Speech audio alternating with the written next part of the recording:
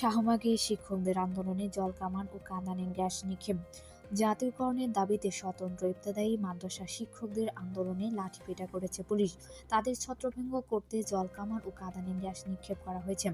রোববার দুপুর 1টার দিকে রাজধানীর শাহবাগ মোড়ে এ ঘটনা ঘটে।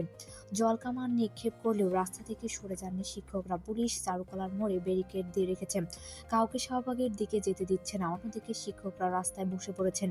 ঢাকা বিশ্ববিদ্যালয় শিক্ষা ও গবেষণা ইনস্টিটিউটের সুপারিশের আলোকে প্রাথমিক বিদ্যালয়ের মতো স্বতন্ত্র ইবতেদায়ী মাদ্রাসা জাতীয়করণের ঘোষণাসহ 6 দফা দাবিতে সকল জাতীয় প্রেস ক্লাবের সামনে অবস্থান নেয় ইবতেদায়ী মাদ্রাসার শিক্ষকরা। অবস্থান কর্মসূচি থেকে প্রধান উপদেষ্টার কার্যালয় অভিমুখে পদযাত্রা ও স্মারকলিপি দেওয়ার ঘোষণাও দেন তারা।